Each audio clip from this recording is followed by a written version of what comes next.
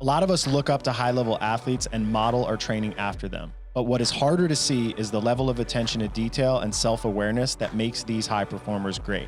Just like you need to train your body, you need to do the work between your ears. This cerebral work pays dividends, and all high-level athletes have done it or have a coach who knows how to optimize their performance. Over the next 3 episodes, we're gonna teach you how to improve your athletic self-awareness. In this episode, we'll discuss workout strategy and pacing. In the next episode, we'll talk about game day execution, which is how to properly implement and adjust your strategy and pacing plans. On our final episode, we'll share the importance of film review so you can optimize your workouts. The year has gone by fast, and before we know it, we're going to be into the open season again. And one of the things that Max and I have been talking about is like, how do we make our athletes who are already really, really good better at analyzing workouts and then executing on game day? Yeah. I mean, I don't think it's just athletes who are already really, really good. I think it's also like every athlete, intermediate athletes. And now it becomes the time of the year where it's really important to do that. I think a lot of people in CrossFit, we love training hard. The competition, it brings a lot of anxiety, a lot of pressure, leaderboards. A lot of people love doing it, but then it becomes like how you think about it and how you play the game actually starts to matter more than just like training to improve your squat or training to improve your ability on the rower. Now it's like, okay, here's a workout and express that fitness you built all season. Yeah, we always talk about that competing as a skill. And part of that skill is also analyzing, assessing a workout, and coming up with a pacing plan, which is what we want to spend just a few minutes on, like giving the audience some tangible takeaways here that they can use in their own assessment of a workout, come up with a better pacing plan. Yeah, and that the tangible takeaways are really like having think tanks, tangible takeaways. Yeah, it's having a good mental framework for like this sport is so hard, you don't get practice a lot. And when you do get practice, it's always different. You're not playing the same thing. You can't practice your free throws on it. So you need a framework and a process for being like, okay, 3, 2, 1, new workout. Here it is. Now you got to figure it out, and gaining experience and building a process for that it can lower the stress. More importantly, it makes you go faster, because so many times people just make huge technical or strategic mistakes. They go out way too hot. They think a workout's going to be 5 minutes and it takes them 8 minutes. So they're like, energy conservation was so wrong in the beginning of workouts. Or worse, they didn't think about it at all beforehand. That is true. Yeah, that's we've all done that before. That's not my strategy, or my fault is on the other side of that spectrum. You're like sweating it for days. Writing it, having anxiety dreams. But no, I'm the same way for sure. The right solution is somewhere in the middle of that. It's not never thinking about it. I think there are very few athletes that can just go into a workout and just feel their way to top level success, but also no amount of strategic thinking is going to set you up to like, you still got to do the work and hurt and do all the things. So the finding a framework, having a strategy, and then implementing and executing on that strategy, which maybe we'll talk about later, but not in this one, is kind of the way to make sure that you excel. Yeah. So I'm going to try to give a little bit of a framework, and then Max, you can kind of just chime in as we go, because I think you have some more like this is the way an athlete should think about that framework. So the first thing is identifying how long a workout's going to take. And that's easier said than done. Yeah. And like Max already said, you think it's going to be 5 minutes, sometimes it's 8 minutes. But the better you get at competing and the better you get at CrossFit, the more you kind of get a feel for how long workouts take, because you know your own body. And especially if you train with time in mind, like video review, you're always watching yourself. You know how long certain things take, and so then you can kind of guesstimate what a workout's going to be. Episode. Exactly. That's why I did that. Boom, boom, boom. Yeah, boom. yeah. You set us up. Yeah, I mean, the best athletes, like I work with Travis, Noah, whatever. You give them a workout, and they can get a lot of times like they'll set a target for a workout and they'll be within 5 or 10 seconds of it. Yeah. And I think that is a very important thing to do, because it helps you manage your energy well. Like for somebody like me, who's a little bit more amateur at the sport of CrossFit, I could be off by a minute or 2 minutes in predicting something, just by like, oh, wow, that was way harder than I thought. But as you practice it and do it more regularly, and even as I like, right now I'm just doing CrossFit for fitness, but if I do it leading into the season, your mind and abilities become more improved at getting that time right, and it's very important for just energy management. Yeah, and the best way for people to get the time right, to guesstimate how long a workout will take, is to know how long movements take within a workout. So for example, let's just say a workout has 50 burpees in it and 50 calories of rowing.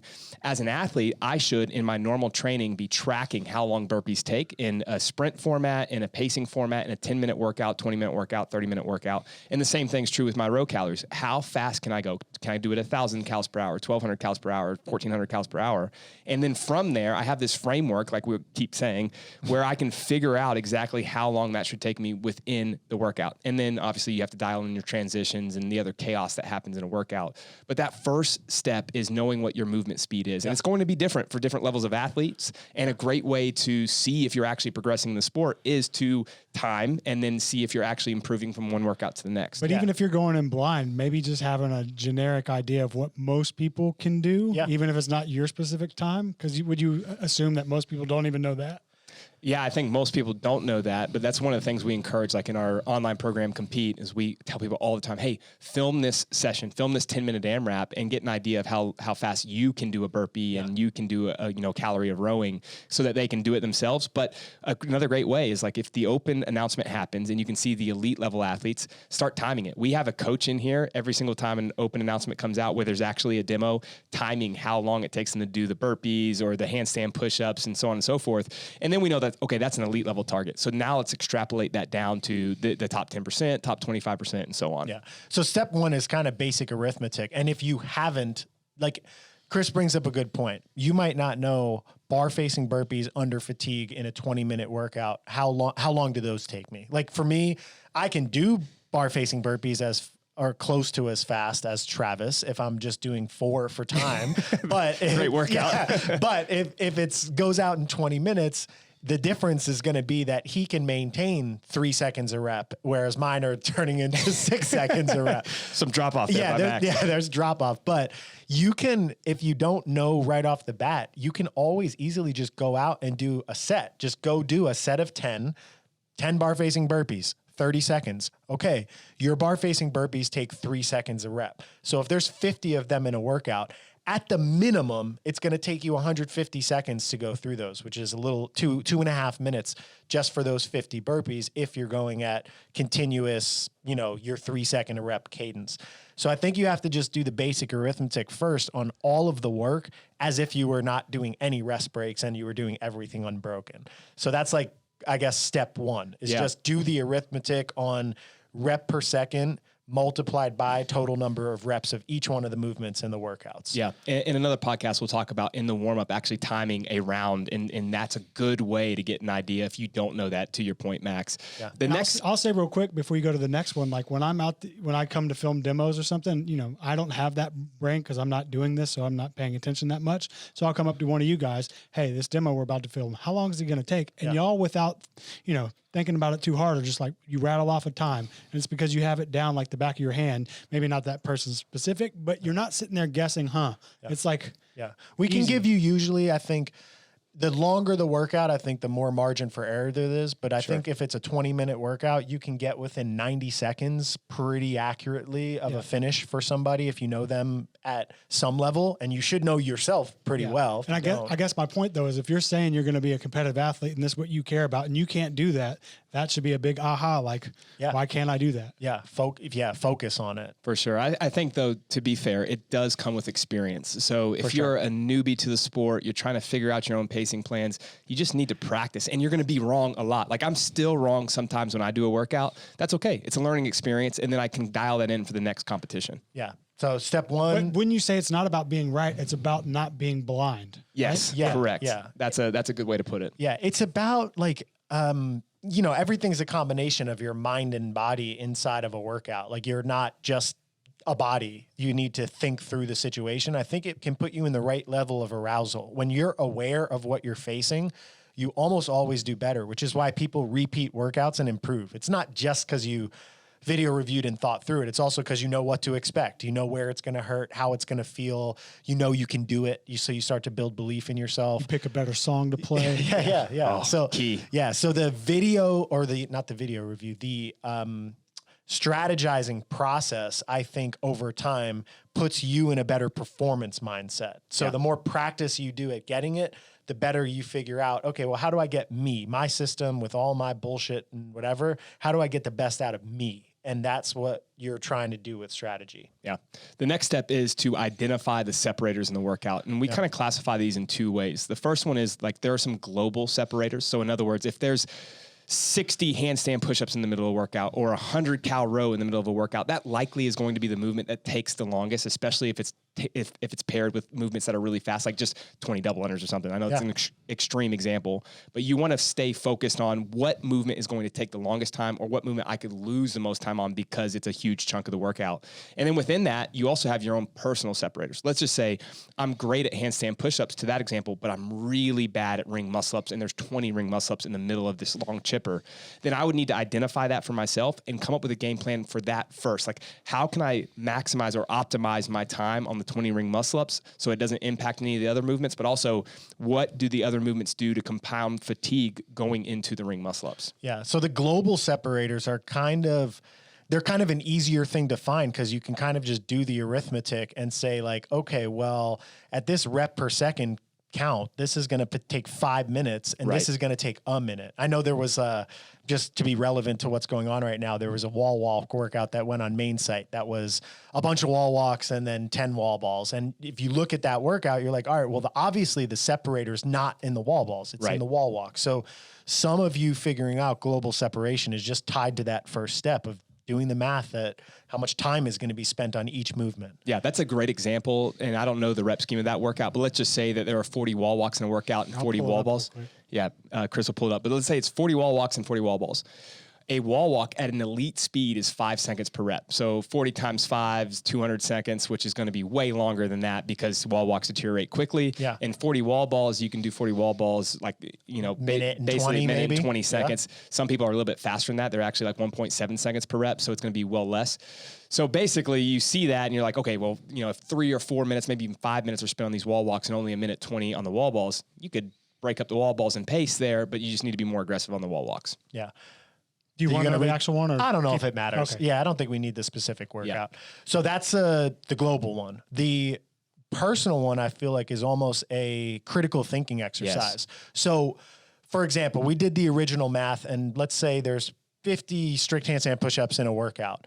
You did your rep per second count on it, and you're like, oh, well, my handstand push-ups take 1 second. There's 50 of them. It's 50 seconds of work. But you have to think critically. If it's like, okay, well, let's say for me, say on a good day right now, I can do 10 strict handstand push-ups, but I know if there's 50 of them in a row, I'm doing singles or doubles by the end on 20 seconds of rest. You know that that's going to be my personal time separator within the workout. So it might not be as obvious as looking and just saying like, oh, well, this is where the most time is going to be spent just on doing the normal work. It's, oh, this is going to be where the most time is because I'm going to need to rest here. And me personally, I have a limitation. Will Morad might do 50 strict handstand push-ups in the middle of a Metcon unbroken because he's got short arms, a strong press, and he's really good at doing that. So that's where your own personal experience ties into finding your personal separator. Like, okay, this is where I really need to plan and strategize and think about. I need to make sure I don't get to that point completely blown up. So I can't be at max heart rate beforehand. It might mean I need to strategize the beginning part of a workout more conservatively so I don't lose more time in that area. Right. Or you may have to bank time based on what the movement is to have more time for that specific movement, just depending on what the combinations are. That does, again, come with experience, especially when it's a personal separator. Yeah. For example, 50 handstand push-ups are not going to take you 50 seconds, even though that one may take you a second. Yeah. But if you have had practice, or if you're in one of our programs, that's why we do a lot of these benchmark tests. We may do 50 handstand push-ups or a 5-minute AMRAP. It's not just we want to score on the board. We want you to understand how long it takes you to do certain amounts of reps in certain movements so that you can then extrapolate that out to an actual workout. Yeah, and so you take that, and that can kind of start to create your interpretation of how to figure out how long is this going to take me or how deep can I get? Because you have your basic arithmetic that just says it's this many reps times this amount of time, and that's how much time it's going to take. Then you have to go like that next level deeper when you do your separators and say, okay, well, I think that in this format, I'm going to have to do these in sets of 5, and I'm going to do 10 sets of 5. and in between them, I'm going to rest 20 seconds. Now it starts taking your basic time that you created to complete, and just to complete the work. And it's saying, okay, well, now in this format, how long is it going to actually take me to finish? Because it's now not just about how long it takes to do the work, unless I think I can do everything unbroken. It's also how much rest has to get taken to do that work. So it starts to get you closer to being able to see a workout, get the total amount of work time, find the separators and where you think you're going to get bottlenecked, and then almost take that next step to be like, okay, well, this is how long I think it takes me to just finish this work in this format. Yeah, and that is the third step. I think it's kind of the final step is figuring out how long transitions should be.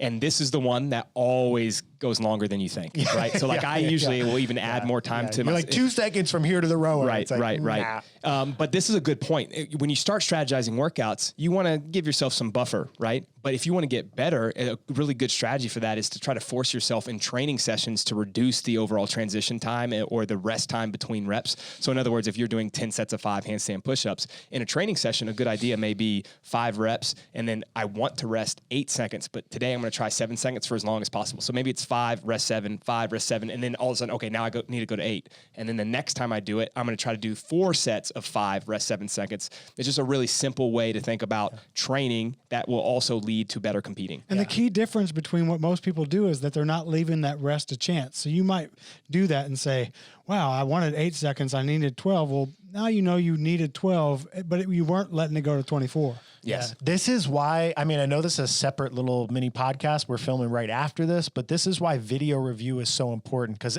even just us talking, there's so many variables. There's so many skills in CrossFit. Each skill has a different amount of time it takes.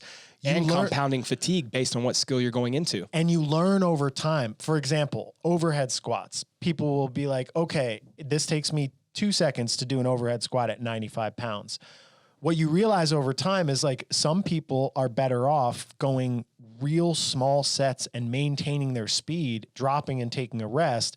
And some people will just go a little bit slower, but hang on and do really big unbroken sets. Learning what type of person you are can really only be done through an evaluation. Like you come up with a plan, you do it, you do all the things in the moment to execute on it. And then you look at it afterwards and be like, okay, where was I off? What do I need to do? You got to do like hundreds of reps of that. And I think the earlier days of CrossFit, we just had more practice, more qualifiers, more things. And now people need to just be doing it in training with the intention of getting better at competing, which I think requires this process. Yeah. I'm laughing inside because we're at 17 minutes. I knew it as we were going. 10 minutes. Yeah, all right, quick hitter, right? Well, what else do you have to say about this? Well, so those are the 3 steps, right? And I think Max said he has some kind of surprise. I got a little challenge from Brandon. Yeah, so I wanted to give three different workouts and just basically like try to go through that kind of quickly. I didn't make them overly complicated because I thought that could just get crazy, but I made 3 different styles. So workout number 1, chipper format, 4 time, 50 cal row, 50 handstand push-up strict, 50 cal row, 3 movements back to back to back. Yeah. So this one is actually, you're going to talk about both global separators and the personal separators. Yeah. Just kind of like walk through those things. You're doing Brandon's personal. Yeah. Like let's say Brandon is the person that's doing this workout. Then he can give context for it, but I wanted to make it simple. It's only 2 movements. Cool. Back to back to back. I love it. So the first thing that I do as an athlete is this workout sucks. I actually would absolutely love that. That's like the only thing I could still do. I can row and do handstand push-ups. That's about it. The first thing I want to do is figure out how long this is going to take me based, again, this is on my own personal experience. So I know that in this workout, I'll want to average around 1,200 calories an hour, just looking at 100 calories overall. So that's 20 calories in a minute. That's 20 calories in a minute. It's going to be about 5 minutes of rowing. So 2.5 on the front end, 2.5 on the back end. Now, in my mind, when I'm doing this as an athlete, I'm thinking the last 30 calories or so I want to kick. So the goal would be faster than 5, but to be conservative, if I'm going into a training session, let's say I average 1,200 calories an hour. Already, I know a good pace for that because I know what 1,200 calories an hour is going to get me per minute. So that's the first step for an athlete is to know the rep speed. Now with handstand push-ups, this is going to be this will identify a personal separator for almost everyone. Yep. 50 handstand push-ups in the middle of a workout, even if it's just rowing on each end. Even if they're kipping, but I think strict is even more compounded. Totally. Now I'm lucky enough to have really good handstand push-ups still, and I know what my 50 for time is. fatigued and non-fatigued. Non-fatigued, I can do them about 1 minute and 40 seconds right now. In a fatigued state, which is 50 in 1 minute 40 seconds. Yeah. Well, I mean, but that's one of the few things. So people are going to listen and say, but they're going to hate you I do about this. The last time I tested this, I actually did a 50 cal ski into 50 handstand push-ups, and that took me about 4 minutes to do the handstand push-ups. So what I'm looking at in this workout is 5 minutes of rowing and 4 minutes of handstand push-ups, meaning it's going to take me about 9 minutes to do this workout. Now, the goal would be rowing's not going to compound the fatigue in my shoulders and triceps like skiing. So hopefully I'm around 3 minutes, but I'm setting that standard of like 9 minutes or less. And then I can kind of come up with basically your like first target in looking at it is like, okay, if I were to execute this, like maybe not perfect, whatever, 9 minutes is kind of like a global target that you're looking at. Exactly. And then you kind of go down in it and 4 minutes is slow handstand push-ups where you're fatigued, and 1 minute 47 is if it were executed completely fresh. Yeah, that's so it's max probably going to effort. be somewhere between those when you do it in an actual setting like this. Exactly. So for me, then I'm going to start at that 1,200 calories an hour. I'm going to try to row that all the way through. I'm going to immediately transition to the wall. My goal in a workout like this, knowing that strict handstand push-ups, even though that's a personal separator for most people, is not one for me. I can actually make up time on that movement. I'm going to try to kick up right away, and I'm going to do 5 sets of 10. The goal, anywhere from 5 to 10 seconds per transit or rest time for the first 2 sets, and then go from 15 to 20 seconds for the last 3 sets, which will equal out hopefully to around that 3 minute mark. So it's in between the 4 minutes and the 140. Cool. So there you have a basic idea of how he looked at the separators, how he came up with an overall time structure, and then kind of how he's thinking about breaking up all the reps in there. I think real quick, because that one was kind of simple for me because of the handstand push-ups being a strength. I talked about those times of 5 to 10 seconds between sets of 10 and then 15, 20 seconds because I've done that recently. So this still comes down to experience. Like you need to be testing some of these things. And that's not to say you're just doing 50 handstand push-ups all the time, but it's things that I put down in a journal and I know exactly how long things take so that I can do that in competition. Yeah. Okay. Well, maybe, I don't know if this one's, a little bit more complicated, but I said 4 time, 50 double unders, 5 snatches. It's going to be 3 rounds, and the 5 snatches will go up in weight each round. So 55, 55, 55. Weight on the snatches goes 145, 185, 225. Yeah. So again, you want to figure out how long things will take. 50 double unders for most people, if they do them unbroken, is around 25 seconds. Maybe 30 for like slow. 30 for someone that's really jumpers. slow. Yeah. Okay. So I want to be an elite level jumper. So I'm just going to say it's 25 seconds for me. And I'm not going to worry about breaking those because 50 is not enough to impact the snatches. Now, so that's 1 minute 15 just in double unders. Right. Now, if Max said, remember, we're talking about Brandon specifically. Yeah. Yes. Yeah. Well, Correct. We're walking through the example of Brandon strategizing this workout. Just as a reminder for folks at home. Now, this is important though, because if it was me and Travis doing this workout and there were 100 double unders per round, now that becomes a personal separator for me where I'm losing time to Travis because I can't do 100 unbroken for 3 straight rounds and still snatch, whereas that's not impacting him. They're resting in theirs. He is absolutely resting, and then he can be aggressive. Do you with want snatches. me? I'll give you, because this isn't a real competition. If you want me to make that the case, we can change the 50 to 150 every round. No, don't do it. Okay. Don't do it to me. Right, leave it at 50. But let's say it is 50. Then I look at, okay, well, what's the global separator in this workout? And it's going to be the snatches for everyone because it's only 1 minute 15 of double unders in this workout. But those heavy snatches at the end, especially for the average CrossFitter, most people can't even snatch 225 for 5 reps. But even if you are good, someone like Travis, it's going to take him likely 45 seconds to 60 seconds to do those in a competition setting, which means the training setting is probably 75 to 90 seconds to do those after the double unders. But we're talking about you here. So you have five snatches, 145. How long is that? So I'm going to do the 5 snatches basically just like the goal is to do 5 fast singles, which means probably 1 on the 7 seconds, which basically is around 35 seconds, 32 seconds once you finish that last one. Okay, so I'll say 30 seconds just to make my math easier, and you'll go faster than you said because you're a possum sometimes. Okay, so 5 at 145 is 30 seconds, 5 at 185. I know that for me because I'm not very strong, but I am pretty good at the snatch that I can keep a similar pace for the moderate load. So I'm going to try to keep that same pace of 1 on the 7 seconds. So basically in just you strategizing, you're a little bit more conservative at 145 because you think the separators, the heavy snatches at the end, which Correct. means your pacing on the first 2 bars is almost the same, even though it's going up in weight. Exactly. Okay, so 30, and then the last snatch is at 225. You're already have done 150 double unders. You had 10 total snatches.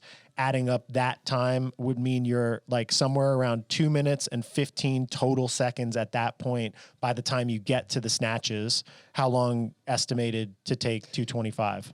This is one where when we get to a strength event or a strength endurance test that requires a lot of focus and a possibility of missing, I'm okay with people going by feel instead of having a transition or having a rest time in place. Yeah. So you're not saying I want to get there and I want to rest 20 seconds. Exactly. You're saying I'm going to get there. I'm going to hit one. If I make it, I'm going to.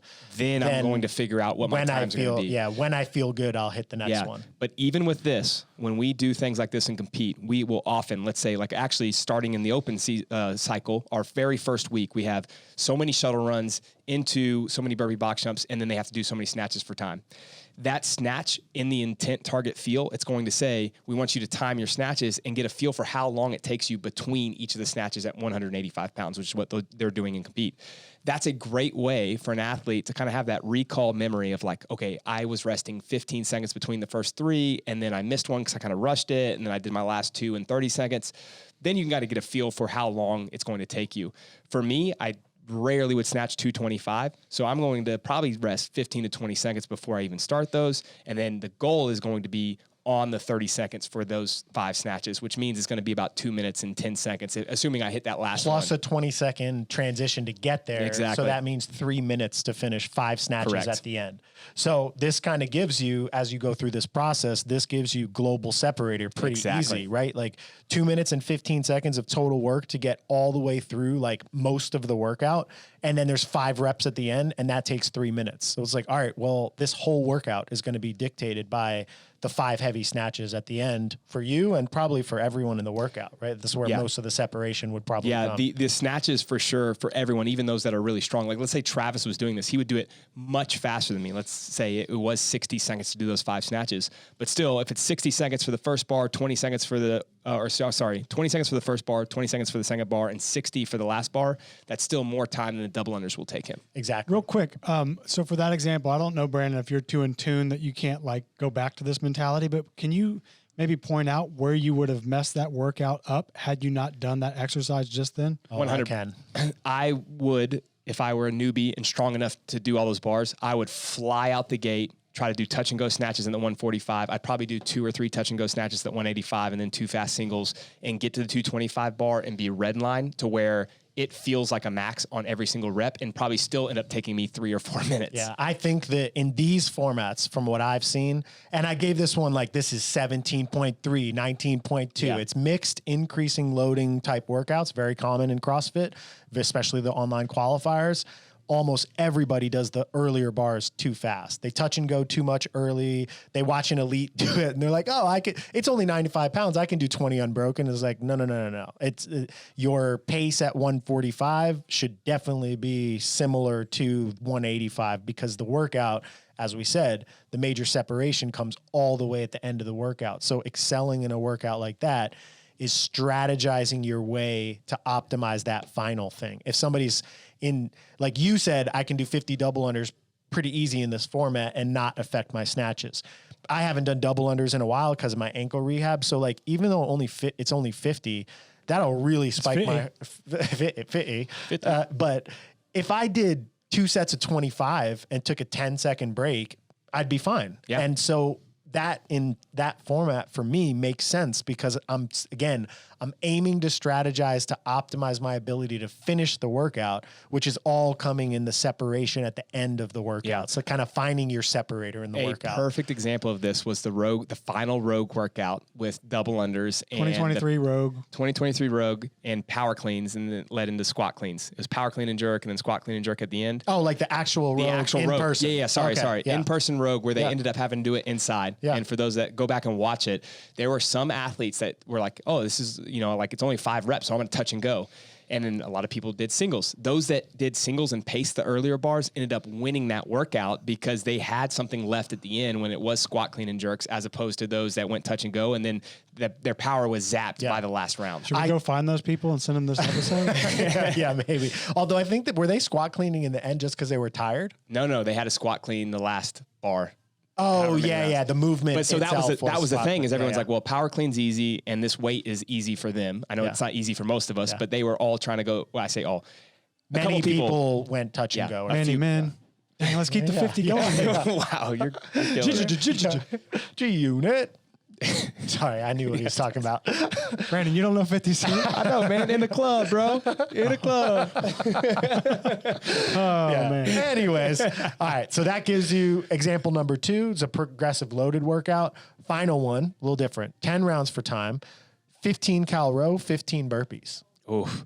These are the ones that there's a really high turnover. And so the global separator may not be as obvious. Some workouts are going to be a little bit more nuanced. Is this like a trick question type deal? No, it just brings in other things you have to think about. Yeah. Like, for example, the reason why I wrote this is 10 rounds for time, row to burpee. You're going in and out of the rower so many times. Mm-hmm. So this is another one that it's like, hey, it's not just about how you complete the work now. It's also how do you get into it? How long does it take you to get up to your working pace? There's a lot of extra. I wish you had wrote that as 9 rounds for time.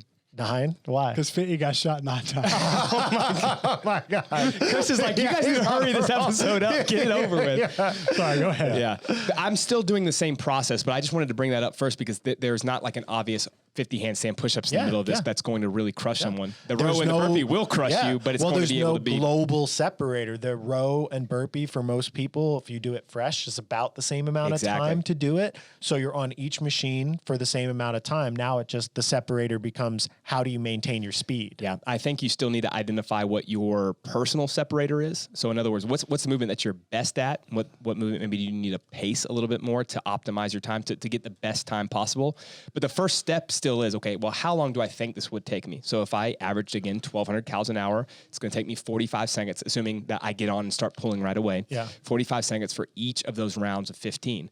How long does 15 burpees take me? It's going to be dependent on the variant. Like if is it 15 touching let's just to say 6 straight inches? burpees to 6 inch reach or something. Yeah. So then the goal for me is going to be 3 seconds a rep. So it literally is 45 and 45. So 90 seconds per round for 10 rounds is 900 total seconds, which what is that? How many? Yeah. What I mean, is that's 15 seconds? minutes. 15 minutes? Yeah, 15 minutes. So then my goal is to be faster than 15 minutes, be aggressive with my transitions, knowing that I can keep the actual burpee pace a little bit faster. I'm usually a little bit faster than that. But that's the starting point for the workout. Whereas most people, like Chris said, are going in blind. They're just like, I'm just going to try to hold, 1,500 for as long as I can, and they blow up and they end up holding 800. Well, there's this huge drop off that happens where there's no ability to actually ever find a good pacing plan for yourself. Yeah. And if you start conservative on that workout, for example, you start conservative and then you can kick in the end of it, you can make up in your average time.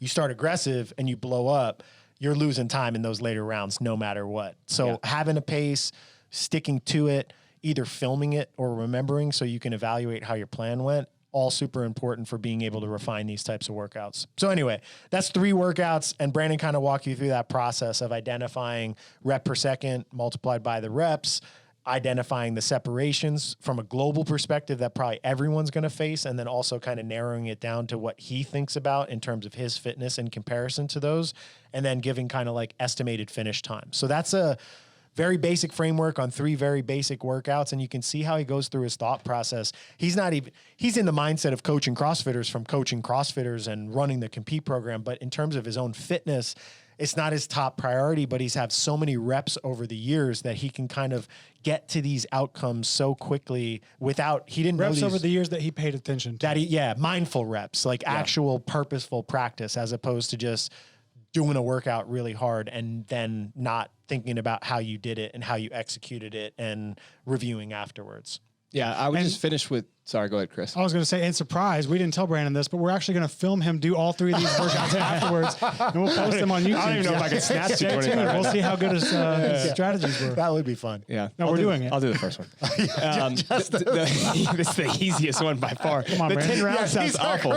I would have to go so hard. Yeah. The last thing I would say is that this is to the same point we keep making, but it just requires experience. Like, you have to know yourself. You have to know your pacing on other workouts. You need to fail a lot. Like, you need to go out a little too hot or pace a little too much to get a feel for exactly how long things will take. And that's why you see the best in the sport. Like, Travis is more refined now with his pacing plans than he ever has been, because he just knows exactly how long things will take him. Yeah. Yeah. I really like, I'll just kind of add the final point what Chris said. It's experience, but it's doing it purposefully, like in the program, having intent of every workout. It's intentional practice. It's not just going into the gym and like checking the box that you did the thruster intervals. It's going in, doing the thruster intervals, knowing how long they took, understanding how they are when you're tired. Are they the same speed in your late sets versus your early sets? It's just paying attention while you're doing the things. And I do think the whole, I think in a different conversation about this topic, I brought up tracking macros. And I do think that that's kind of sometime a good little analogy, because once you get going, we're not saying that you have to do this for every session, but if you're not doing it at all, you're probably going to over or under eat a lot. Yeah. And, you know, there are going to be times where you're just like, you know what, this is the weekend. I don't want to track my macros right now. I'm going to have fun with my friends. Same with your workouts. Maybe you're exhausted from a long day of work. You're like, screw it, I'm just going to train. But more often than not, you need to be knowing what you're doing. Yeah. It's tracking your seconds. And to go to that point, different athletes in different times of the year. Like Travis doesn't video review all of his workouts anymore. In the past, he'd video them, send them to me. I have David Bradley in a training cycle right now where he's doing this for his workouts and video reviewing them. And we have an example that we're going to post of video reviewing, which is really our lead into our follow-up concept, which will be a mini series, mega series. It's already been 35 minutes as a full. Yeah, this is our quick hitter. I think it was good though. I think it was good. All right, cool. So good luck. Put that into practice as you do your training. Be purposeful in how you evaluate. And here's a framework for thinking about how to do it. All right, let's take them to the candy shop. I'll take you to the candy shop.